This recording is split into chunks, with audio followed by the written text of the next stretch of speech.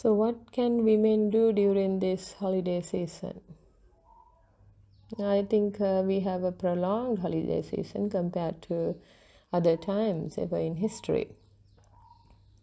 The normal nature of a woman, biologically a woman, is to put others' needs first. Very rarely a woman will have strength and conviction and clarity of thoughts to put her needs first and treat herself with due respect, love, care, and dignity. So why do women for like years and years and years and years of life that we don't know, of course, personally, because we have never lived years of lives. We would have lived for several years on earth, but we certainly have heard from stories how women suffocated so much in the home front, in marriages, in relationships, in organizations, in societies, in communities, right? We have heard, and we certainly, I'm biologically a woman, and I have been hurt so many times. I've been abused. I have been rejected. I have been manipulated. I have been deserted. I have been trampled over and sort of crushed, hurt many times, right, in my life too. Starting from my own home front, like family, the biological family. So that's why when something happens from the external environment, let's say people, non-related people, okay, so outsiders, so to say, do things harmful or hurtful towards me, I have very easy way of resolving it in my mind. I used to do that. That's what I am trying to say.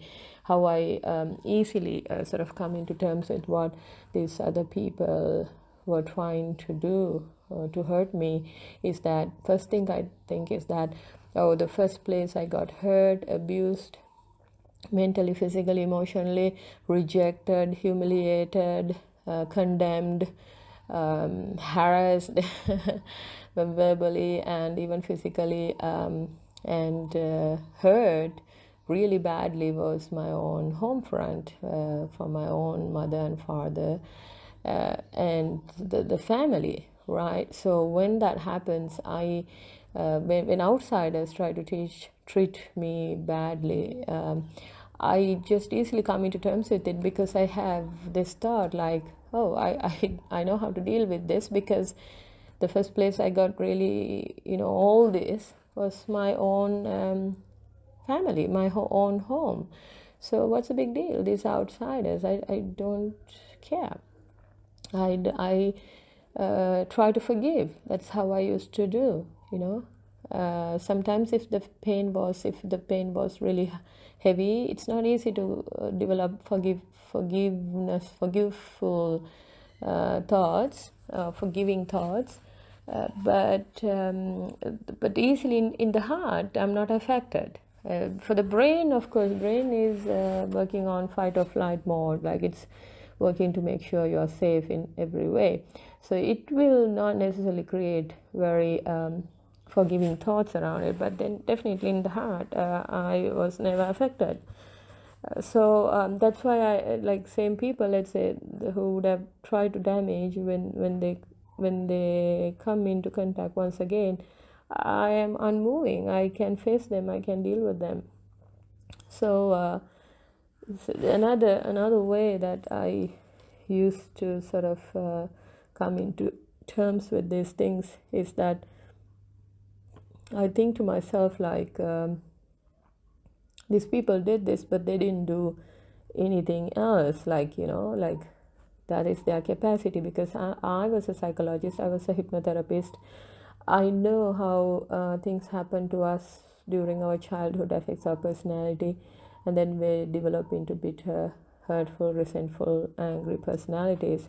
So when people used to, let's say, treat me in a so-called bad and hurtful way, I often know what's happening in their psyche. So mostly I can come into terms with it because they're trying to hurt me, not because I'm bad, but because certainly not bad, but because they have huge wounds. So they're like, let's say, animals trapped.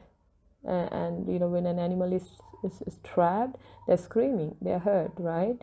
So anyone they think is sort of challenging their trap or challenging their status quo in some way, they feel threatened. So they scream, they shout, and they try to show the aggression to protect themselves in some way. It's not personal, right? Who is a person, like when someone try to accuse or abuse someone, or who is a person who does that?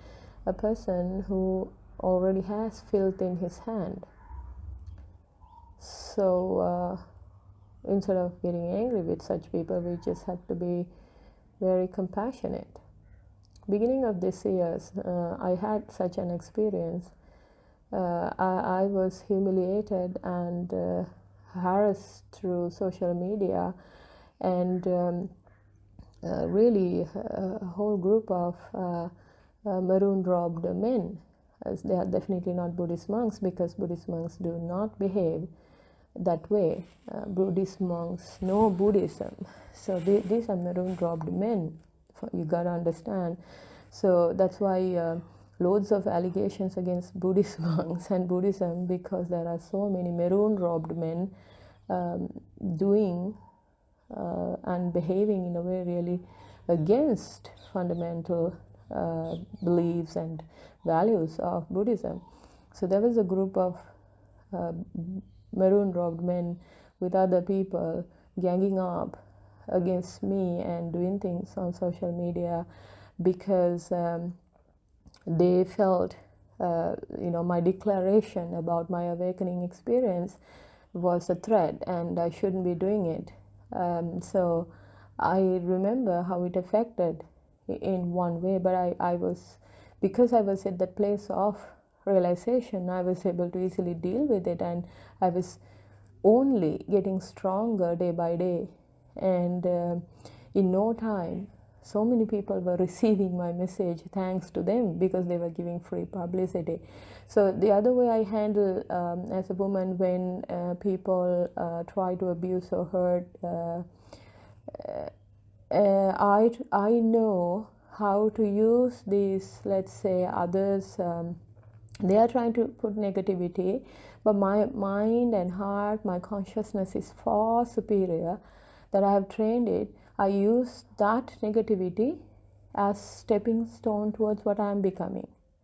Very soon this country and the people in the world will begin to know who exactly I am and I have come to become. So everyone is in the becoming process. I know what it means to be a human, both the goods and the bads. That's why I'm deeply compassionate when when something happens to people, and because I've gone through that in one way or the other. And I remember when I was in the school, in this girls' school in Colombo, one leading school. The only teacher I treat with due respect, only teacher, I declare it very openly, with due respect, was my Japanese teacher, the 11th grade. And I was absolutely brilliant in this subject called Japanese, and I earned a lot of marks for my midterm test, and I had the opportunity to get a scholarship for homestay through the school in 1997, I think, or 1996, 7. And that was my first overseas trip. So I was very young, I was small, but when I was there, I met with a small accident and I hurt myself, and it has to be stitched like a little wound, but it really affected me because it was very painful. It was underneath my chin. It's small wound, it has to be stitched, but as a young girl, it was extremely painful. So when I returned, throughout that journey, the teacher who took part, who was in charge with us. I had another nice friend with me joining that trip. So two of us, and this teacher was selected from the school.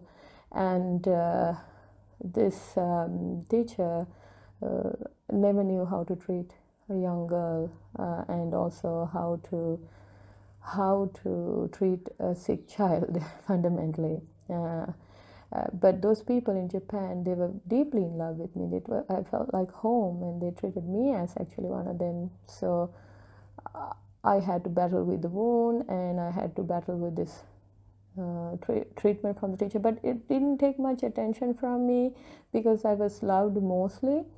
However, I for some karmic reason, I felt really sad for the way she treated. I don't know, she would have had her own reasons. But when I returned, this Japanese teacher was the only teacher. And when I was going to meet her after coming down to the country, was the only teacher who never looked at my hands, as in every other teacher looked at my hands because they were expecting gifts. But I didn't have the capacity to buy any gifts or anything towards the wound happened towards the end of the trip. And I had loads of financial difficulties at that time in our family. My mother had to do massive sacrifications to give me some money for the trip. So as a little child, I've seen how difficult it is at the home front, and I never wanted to spend a single cent given by my mother because my intention was not to spend her money. That is how we were trained. So of course I brought some gifts that was given, but it never occurred to my mind that all that money given I must spend for gifts, because I know how much my mother suffocated without even having proper food for her to provide money for education, because three of us were in the family. I know this is this is getting a bit of a long story and maybe emotional too, but I'd rather express it now than later. So in this anyway, so this wonderful lady, when I saw her, how much I loved her. And certainly, you know, when a student loves a teacher, one thing you know how much the student loves the teacher is from the way they behave in terms of their subject. So if a student loves that teacher, the student bound to demonstrate that skills in that respective subject. So when I saw her, I started crying. No one knew that I was going through this pain. Even my friend who accompanied, like, she's such a wonderful, nice girl, and she's very neutral one. But maybe she observed what was happening, but she's mostly non-judgmental and a nice girl. So when I saw this teacher, that was the only moment I could express how sad I was. And she looked at me, listened to me, as if she knew that these things could happen, really, you know, that these things could happen. And she looked at me and said, you know, Jamini, one thing I must tell you, with a smile, and she empathized. She said, you know the pain someone treating you this way. And I said, yes. Just make sure you're never going to do that to someone else. I don't have any other good memories other than, of course, chilling and fun time with my friends in the school. They had been wonderful friends, beautiful friends. Some of them are still in touch and they love me. I like them too. That was the only memory that I can say I cherish from this school. That's it. So with those two stories being said, this is a message to all my friends, women friends, female friends. I want you to think deliberately during this vacation or holiday time, and really not be afraid, and be brave enough to put your needs first. Don't put all, you know, fill yourself with so many dinner agendas, lunch agendas, preparing food. Although you think you like preparing food, deep inside you know how tiresome it is. You don't have the guts to acknowledge that I'm really tired. Because if you open your mouth and say, I'm really tired cooking, please give me some food, you might feel like it is disgracing you as a woman. It's not so. I want you to know that with my experience, not so. You have to be open and vulnerable at times, and really tell the people in your family, I need help. I like to take this vacation for myself in a way. Please understand, I'm really tired. I like to just be at home and really care for my body and care for my mind. Watch some cartoons with you, smile, and really do hardly anything, and to anything that is tiring. I would like to give a rest to my feet. I would like to give rest to my hands. I would like to give more rest to my mind by sleeping and meditating and listening to wonderful music. Please help me. I have done that. You see, with all the difficulties with my so-called, this family, like biological family from whom I was detaching myself from an early age for all good reasons, and became independent. I when it comes to people who are around me, even let's say my employees those days, my partners, I would express and say, help me, I need help, I need a break. Of course, the years when I was in my marriage, so to say, I never knew how to express this. I was trying to be a good wife, but I never became, to a level that the relationship ended. So every woman is trying to be good because they're expected to be good. Because others can be very happy through the pain of a woman. So woman is considered as someone who should be crushed, used for this happiness. But it is the women who has given that permission. Women should know when time is hard to speak up and say, please help me, I need a break. I really strongly advise for all the females who listen to this to spend some time on your own during this vacation. Really. Be practical, of course. Make sure, you arrange things in a way that families are sorted out and if their needs. But see, the thing is with women also is the problem is that sometimes they think men mistreat them or men don't give them that support. Actually, men also wait until you take a break because they like to take a break. You don't know that. They are also afraid because you are using your ability to work hard as a power against others. Really, I've seen this happening. So your bitterness, your bitchiness, and your grumble attitude sometimes used against others in the family, because that's power too, right? What you said, that is a bitter power. So others are afraid to give you that opportunity to do. I've seen many men, like they like the women in their life taking a break, relaxing, pampering themselves, feeling good, because when they are feeling good, they can be at peace. So generally men want to be at peace. Men want just peace of mind. Women want love, physical, emotional, all types of love. So it's forever a power battle, because when a man is not receiving peace of mind, he's not able to be loving. Then the woman feels deprived. But when the woman is not in the right mental state, she can't provide that true nurturing ground. Just because she provide her body for sex, or her ability to cook, to provide food on the table, whole lot of meals, and just because you think the way to enter a man's heart is through his stomach, like providing good food, these are real bullshit ideas. This has to be debunked, really, because I haven't seen very many women who provide good food for men. They are being loved by their men. They're actually using them. I haven't seen.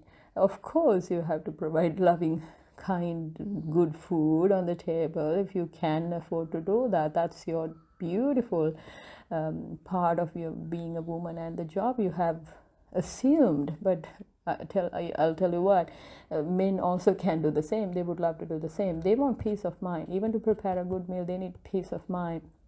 Men fundamentally want peace of mind. They don't necessarily need love. You are misled because you are misled by your parents, right? Because your mother messed it up all trying to love girls and both equally. No, you can't. Like, you liberate men, you give men freedom, you give men understanding. You don't give them love, you give them the understanding to help them grow on their own. But yes, girls, they need loving. But mostly when it comes to Eastern society, especially Eastern society, and in our country, right, Sri Lanka, like, mothers love their sons too much, like even physical level. They get so attached even when they are grown up. Men, they get physically attached to the mother, so they don't want to even leave the mother, etc. But the mother is supposed to love, really deeply love the daughter, because then only a daughter, another female, learns how to be loving, right? So not knowing how to love goes perpetuate from one generation after the other. So this is yet another message for all wonderful women out there from JayaShri Maathaa. I wish you all the well-being and joy in your life. Be well, be happy, no matter what.